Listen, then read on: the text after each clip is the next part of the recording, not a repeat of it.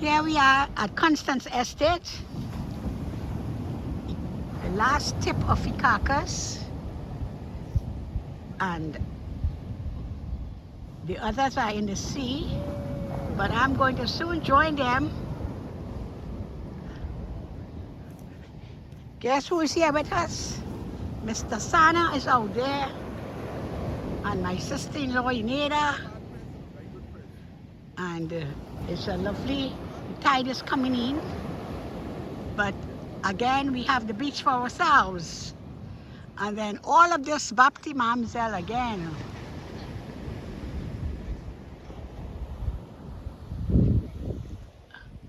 Are you seeing them out there?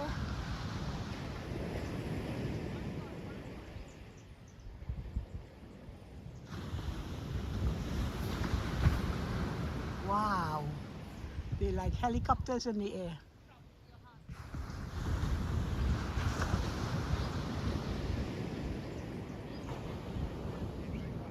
Yes, this is life in Icacus. Quiet and peaceful, beautiful for who can enjoy the nature and who like some quiet moments. And there is Papa Lance. What are you doing, Lancey? I just finished a short story that I've been trying to write for a long spell.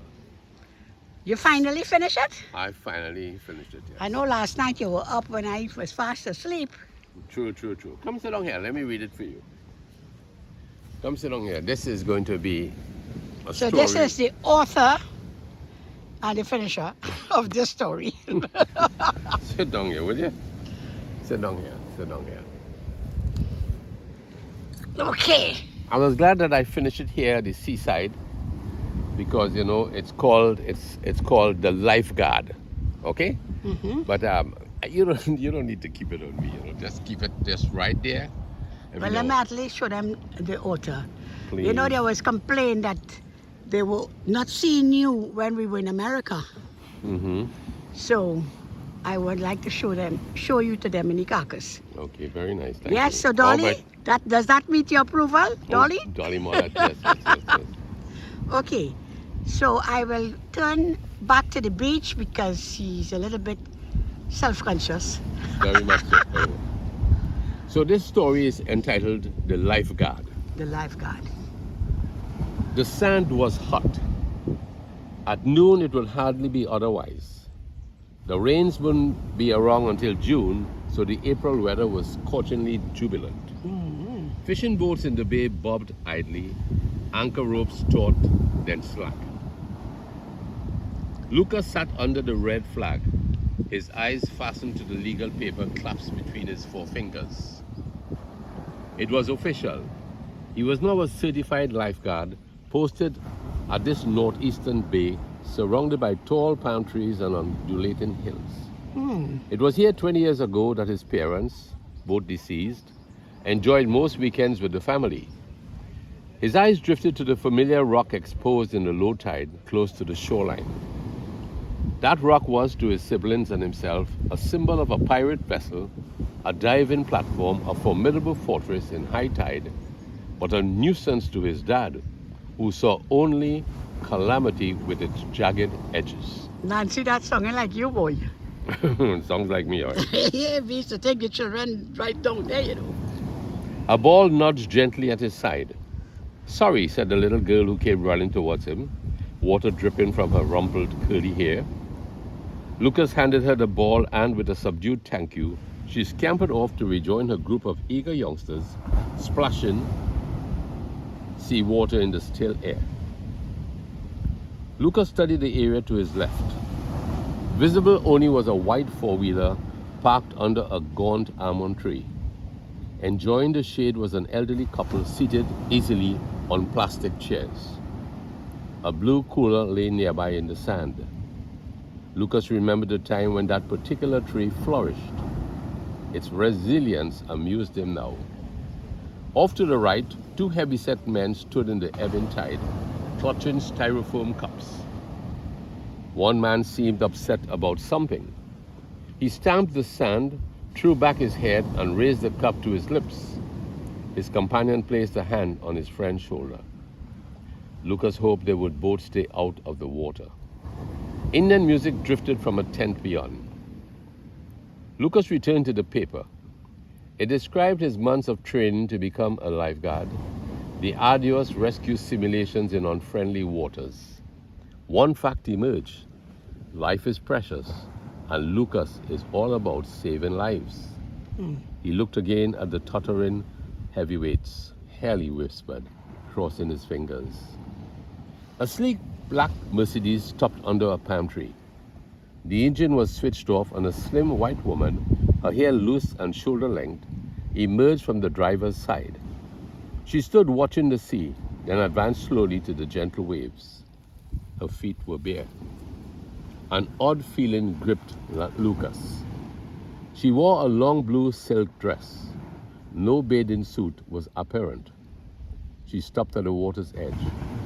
She looked lonely on this beautiful day, thought Lucas. Suddenly, she darted through the shallow water towards the rising waves beyond. Lucas looked around. He was not the only one caught by curiosity. The heavyweights seemed mesmerized, their mouths wide open as if drinking in an ozone mixture. During his training sessions, Lucas was cautioned about acting prematurely on duty. Don't rush to save when there's no reason to save anyone, said Coast Guard instructor Sergeant Weatherby. Too often people, particularly teenagers, shout shark just to rattle lifeguards. But you will know when someone is really in trouble. Looking a watery death in the face is an awful experience. And the guttural cry is real. Still, that gut feeling cannot be ignored. The gut feeling was rising in Lucas. Beyond the swells, Lucas observed her feeble efforts to reach deeper water. The silk garment was not helping. Lucas gave 3 loud blasts from his whistle. A pelican cruising above squawked in reply.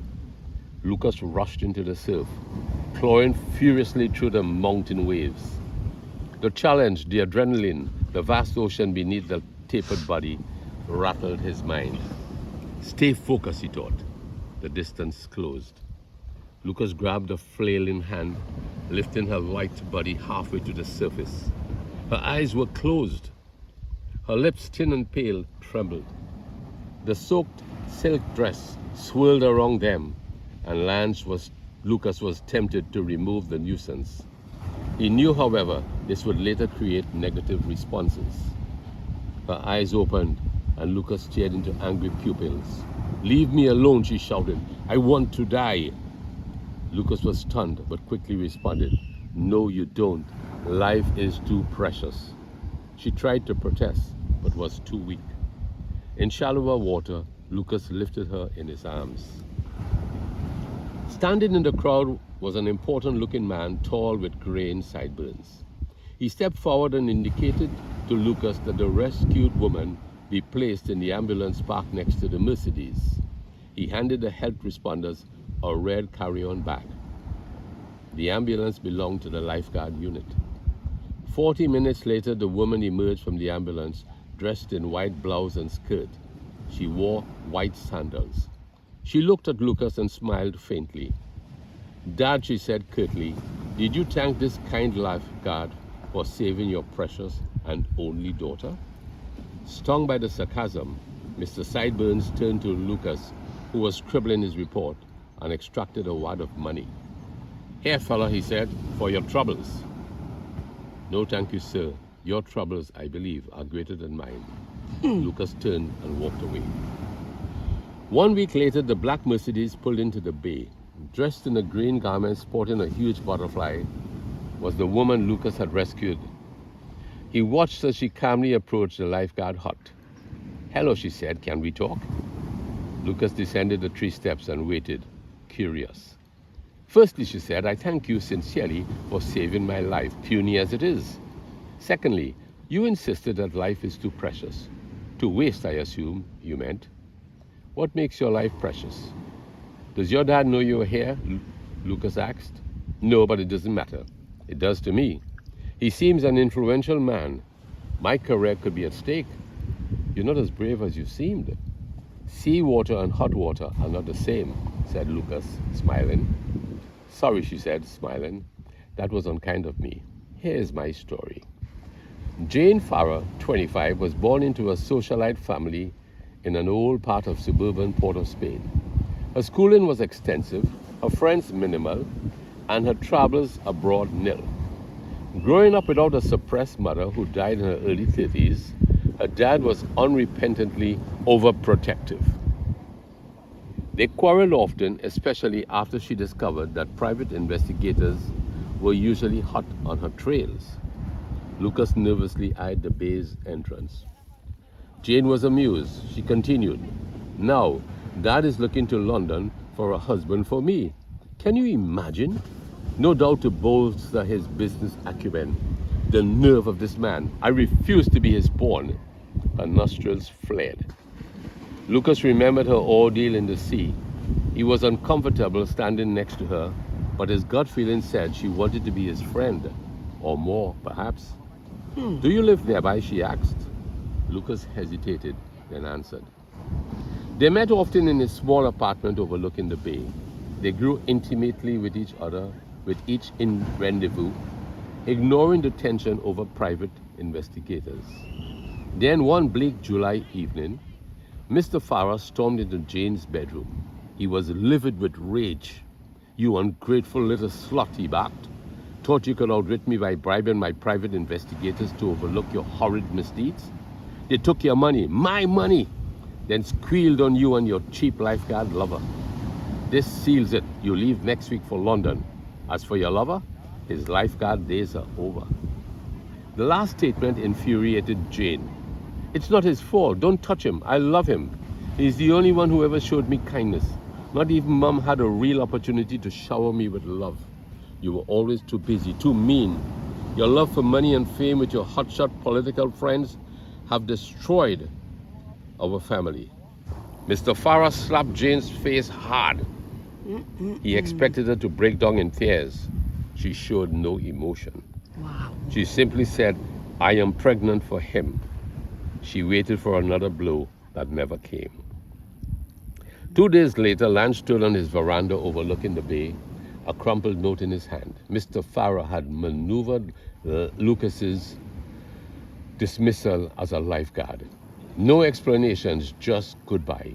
He had not heard from Jane since their last meeting and hoped she was all right. He noticed a crowd gathering on the beach, a black Mercedes off to the right. His heart skipped a beat.